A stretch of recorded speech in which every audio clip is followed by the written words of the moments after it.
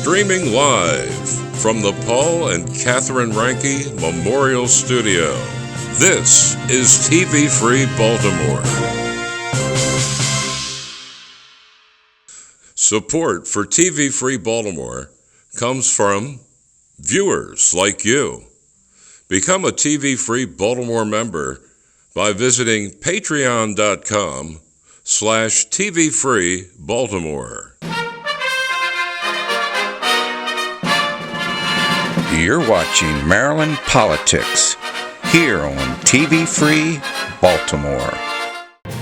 Hello and welcome to Maryland Politics. I am your host, Louise Baker. In the studio this evening, we have Rebecca Chesner, who is running for Baltimore County School Board in District 2. She is a mother, grandmother, and a retired school psychologist from the Baltimore City Public School System.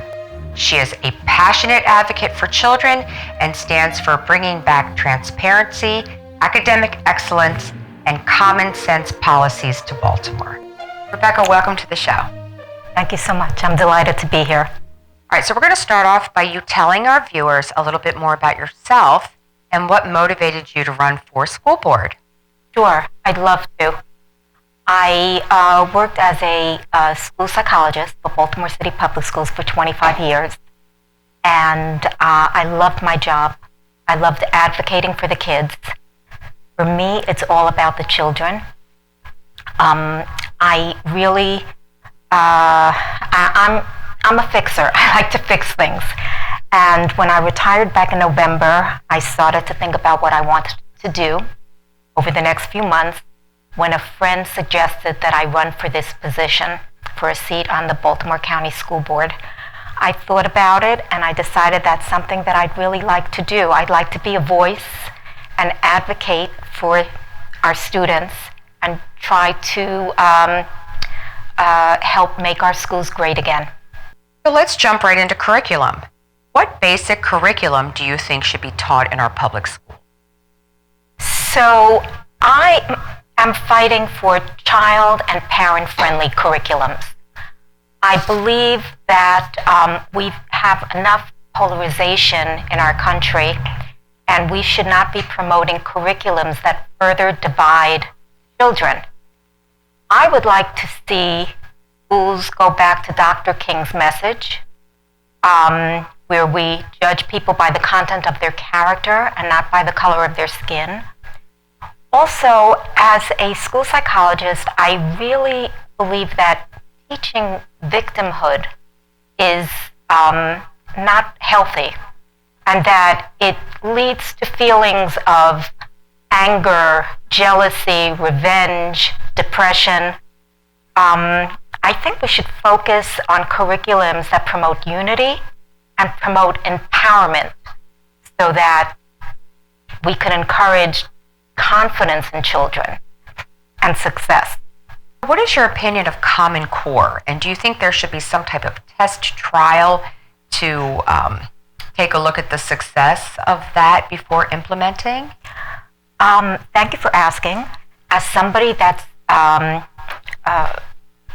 worked as a school psychologist and has had the opportunity to go into classes to observe how Common Core math is taught, I have to tell you that I had a lot of reservations about it. I myself was not a bad math student in school. However, when I entered kindergarten, first and second grade classes and saw the Common Core math lessons, I personally found it hard to grasp the concepts. So you could imagine how much harder it is for these young children. I also had heard that parents struggled with this as well because they didn't have the Common Core knowledge, skills in order to help their children who were struggling with these skills that were being taught. So I believe that definitely before we engage in such big programs of instruction, there should be trials to make sure that it's something that's going to be useful for the children. So the Maryland Department of Education has recently released some new curriculum. which involves teaching children as young as kindergarten issues about sexuality and gender ideology. This curriculum becomes more intense as grades go on. What are your thoughts and opinions about this type of curriculum in our public school system? Sure. My personal belief is that the sexualization of children is inappropriate and not healthy and robs them of their innocence. I would go one step further. I know that there's been talk about not utilizing this curriculum until 4th grade. So I would say, it should, these kinds of topics that are so controversial, I think we need to respect parents, and these kinds of things are better off handled in the home. Maryland Education Section 7-105 is promoting and teaching patriotism in our schools. Do you support that? Definitely support that. I think one of the reasons we're seeing civil unrest in the country is because our schools have not been teaching that for a long time. And I think we have to get back to teaching love of God and country. You can do that with also teaching accurate history. And I think that every classroom should have the children reciting the Pledge of Allegiance every morning at the beginning of the school day. Issues surrounding school safety are on the minds of parents, students, teachers, administrators, etc. What steps do you think could be taken to create a better, safer school environment? Okay. I think this is a very important issue for me. For the past 10 years, we have seen a culture of lax disciplinary policies, and I believe that politics should have no place when it comes to safety and when it comes to protecting our children and staff. And administrators need to be given permission to be able to have rational and logical consequences for bad behaviors that impact the school climate. Now, if that means that there should be alternative schools, perhaps, for students that are creating chaos in the general schools, I think that would be a good idea. But this is something that must be addressed. We need to have behavioral expectations for children. And it's not only good for the students and the teachers, it's also good for the student that's acting out. Because if we can save that student by having him getting his needs addressed in a different placement perhaps, that would also be good for him or her as well.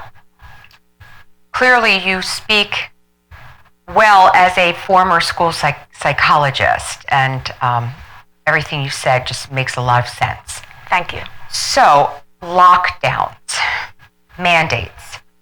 You are a retired school psychologist. What harms have you seen come to children as a result of these mandates, to them personally, to them academically, etc.? Sure. Well, I believe that the lockdowns and mandates was an injustice that was done to our children. And we're seeing the repercussions. From what I'm reading, from what I'm hearing, is the data is showing catastrophic delays. We're seeing delays cognitively, academically, socially, speech and language skills. And I think that we're going to need programs to make up to the children to help address this and help increase the skills that were lost over this 2-year period. What would you suggest to make up that 2-year gap in students' learning and socialization? So one of the things I think is that we need tutorial programs. We may need more reading specialists. I know a lot of people are calling for mental health for these children, and unfortunately a lot of children, because of the draconian policies that were set by the government, a lot of children have developed issues when it comes to anxiety, depression, even suicidal ideation.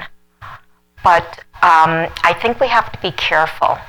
One of the things I would like to see is bringing joy and positivity back to the schools. Our children have been suffering because of the isolation and the fear. I would like to see wellness programs brought into the school, programs like yoga, mindfulness, meditation, perhaps teaching kids about healthy diet, having exercise programs. I would like to see this more focused on as opposed to a medical model with just talking about diagnosing and medication. What we need to do is really bring joy back into these children's lives, as well as concentrate on academic excellence. You want to just briefly address how you viewed online learning, and did you see that as effective? Any specific negative outcomes that came specifically from online learning? I don't think there's nothing like having face-to-face contact. And especially, who suffered most? We had kids with special needs. We have younger children who are learning social skills. They need to read people's faces.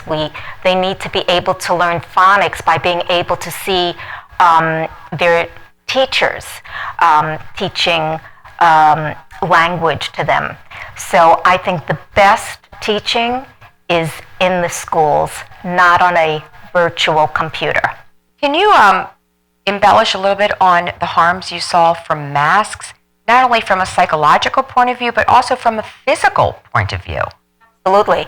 I can start off with myself. It was hard for me when I went back to school to have to wear a mask during the day. It was hard to hear when I met with children who were wearing masks. It was hard for me to hear them. It was hard for them to hear me or to hear their teachers. And there was also the problem of physical symptoms. Wearing a mask all day, breathing in the germs. There's a lot of data out there talking about how unhealthy it is.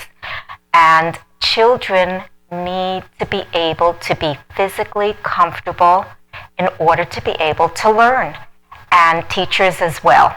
And one can't do that with a mask on. All right. Well, I need you to offer our viewers a brief closing statement and tell people why they should vote for you. Thank you so much. Well, for me, it's all about the children. And I will be that voice that stands up and fights for the kids. I feel they've been exploited over the years by a system right now that is promoting radical agendas, radical political agendas, and our kids are stuck in the middle, unfortunately. And we've got to get politics out of the way so that our kids can learn and when they graduate, have the skills necessary to be productive and successful citizens. Rebecca, can you offer people watching your contact information? Absolutely. I'd be happy to do that. I want you to check out my website at votechesner.com. Thank you so much for giving me the opportunity. Well, thank you very much for being here, and good luck on July 19th. Thank you. And thank all of you for watching Maryland Politics. Please like and subscribe to our YouTube channel at TV Free Baltimore.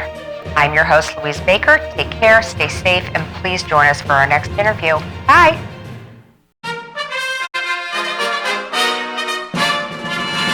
You're watching Maryland Politics here on TV Free Baltimore.